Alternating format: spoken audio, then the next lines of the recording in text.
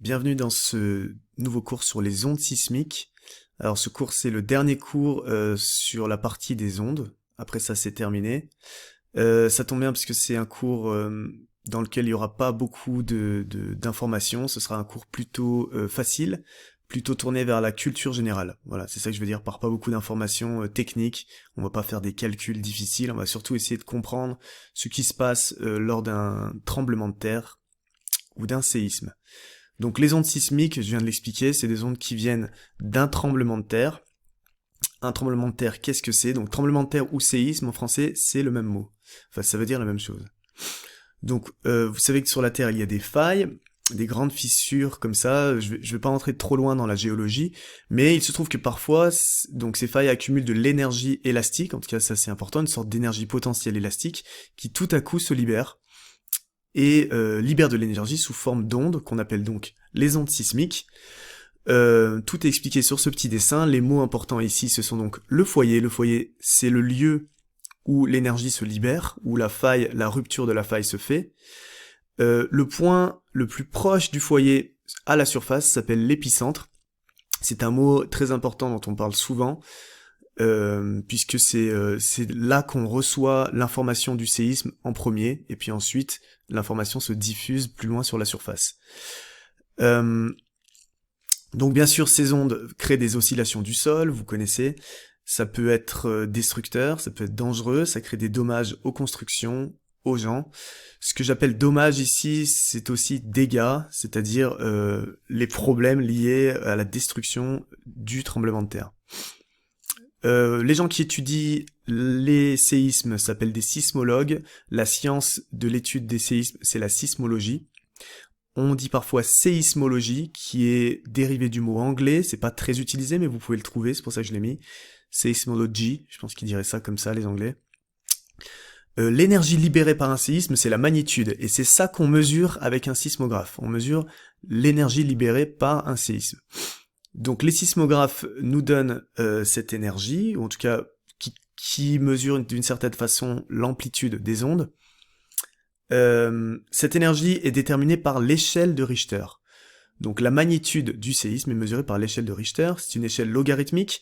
Attention, si vous augmentez d'une unité, le séisme est 10 fois plus puissant. Donc un séisme de magnitude 5 est 10 fois plus puissant qu'un séisme de magnitude 4. Ok, on passe à la suite. La suite, c'est ce tableau de description des magnitudes des séismes ou des tremblements de terre, qui vous montre un petit peu les effets d'un séisme en fonction de leur magnitude. Alors ce tableau, je vous l'ai mis principalement pour culture générale, parce que c'est des choses plutôt intéressantes à savoir de manière générale. Nous, pour notre cours de physique, ce qui est juste important de savoir, c'est que plus la magnitude est grande, plus le séisme est dévastateur, destructeur. Et puis, vous devez savoir que cette échelle de Richter est donc logarithmique, et que chaque fois que vous augmentez une unité, on multiplie l'énergie du séisme, la puissance du séisme par 10. Voilà, c'est tout ce que j'ai à vous dire sur ce tableau. Lisez-le, il est intéressant. Et je passe à la suite. La suite, c'est la page 17 des ondes, qui vous parle des facteurs de risque d'augmentation de dommages sur un bâtiment. Alors bien sûr, souvent c'est corrélé aussi aux dommages aux personnes. Donc voilà, ça c'est des choses qu'on vous pose parfois dans des exercices, des questions qu'on vous pose. Bien sûr, plus un bâtiment ou une personne se trouve proche de l'épicentre du séisme ou proche de la ligne de faille, plus le risque de dommages, de destruction, de blessures est grand. Pareil, plus la magnitude est grande, plus la durée du séisme est grande, plus le risque de dommage est grand. Si le sol sur lequel un bâtiment est construit n'est pas stable ou durable, il y a un risque plus grand. Et plus le bâtiment, c'est-à-dire moins le bâtiment, disons, est optimisé pour résister à un séisme, moins les matériaux sont résistants, moins le design est pensé ou optimisé pour être antisismique, plus le risque est grand, c'est logique. Vraiment, je sais pas si, voilà, là-dessus je vous apprends pas grand-chose, mais c'est important de le savoir. Il y a des questions, beaucoup de questions dans les solvants casseux qui portent là-dessus. Maintenant, sur les ondes sismiques, il y en a deux grandes familles, deux grandes catégories, les ondes de volume et les ondes de surface. Et je vais tout de suite commencer avec les ondes de volume. Donc les ondes de volume, on les appelle comme ça parce qu'elles se propagent dans tout le volume de la Terre, c'est-à-dire que si jamais il y avait un séisme ici en Turquie, elles pourraient traverser diamétralement la Terre pour aller de l'autre côté, en Australie ou vers là-bas dans le Pacifique. Elles n'ont pas à suivre la surface de la Terre. Il y en a deux, les ondes primaires, les ondes secondaires, qu'on appelle en général ondes P pour primaire, ondes S pour secondaire. Les ondes primaires, ce sont les plus rapides, c'est pour ça qu'elles portent ce nom-là, on les ressent en premier. Leur vitesse de propagation, leur célérité, j'aurais dû dire, c'est 6 km par seconde à peu près. Voilà, elles sont longitudinales et donc elles se propagent dans tout type de structure, dans tout type d'état de la matière, solide, liquide, gaz. Le son du séisme, puisque le son est une onde mécanique, le séisme propage un son, fait partie de ces ondes P. Donc c'est une onde longitudinale et c'est parmi les premiers qui vont arriver. C'est un peu complexe en fait, parce que dans ces ondes P, il y a plusieurs types d'ondes. On simplifie ici à chaque fois, d'accord ? Les ondes secondaires, les ondes S, elles arrivent un petit peu après. Leur vitesse, c'est presque la moitié, pas exactement, 3,5 km par seconde. Elles sont ressenties en deuxième, donc ondes secondaires. Elles se propagent uniquement dans les solides, puisque voilà, ce sont des ondes transversales. On dit des ondes voilà. En tout cas, ce sont des ondes qui ont besoin de solides pour se propager. Je vais pas entrer trop dans les détails, mais c'est une information importante. Elles se propagent uniquement dans les solides. Voilà, je passe maintenant aux ondes de surface. Comme leur nom l'indique, elles se propagent uniquement à la surface de la Terre, dans les couches superficielles de la Terre. Ce sont des interférences en réalité, des ondes P et des ondes S, et il y en a deux principales, les ondes Love et les ondes de Rayleigh, donc les ondes L, les ondes R.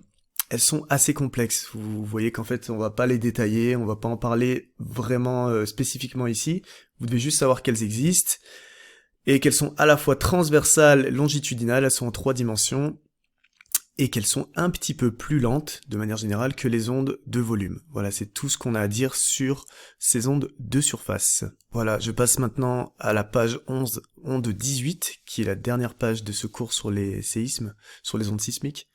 Vous voyez qu'au début, il y a un schéma qui résume tout ce que vous devez savoir sur les ondes sismiques. Les deux premières ici symbolisent les ondes de volume, les ondes P qui sont des ondes longitudinales, comme si on tapait sur un marteau de façon longitudinale, et donc c'est une onde de compression, dilatation qui se propage, comme le son. C'est les premières qui arrivent, là ce que vous voyez en schéma, ici le graphique rouge, en fait c'est ce qui est reçu par un sismographe, en fonction du temps. Deuxième impulsion qui est un petit peu plus grande, ce sont les ondes secondaires, les ondes qui elles sont longitudinales, et qui elles se propagent uniquement dans les solides. Et encore un petit peu plus tard, vous avez les ondes de surface, qui elles sont ce qu'on appelle des ondes de torsion, qui sont un petit peu complexes en 3 dimensions, et voilà, qui comprennent les ondes Love et les ondes de Rayleigh. Alors une des choses importantes ici, c'est la comparaison des vitesses. Voilà, la célérité des ondes P est supérieure à celle des ondes secondaires, ensuite des ondes Love et des ondes de Rayleigh. Voilà. Enfin, la dernière partie de ce cours, elle porte un peu sur la géologie et ce que les ondes sismiques nous apprennent.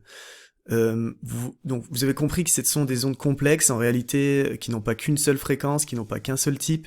On reçoit beaucoup de choses mélangées et il faut vraiment, pour les étudier, s'y connaître vraiment spécifiquement en études de signaux, en analyse de fréquences, de spectres. C'est pas facile.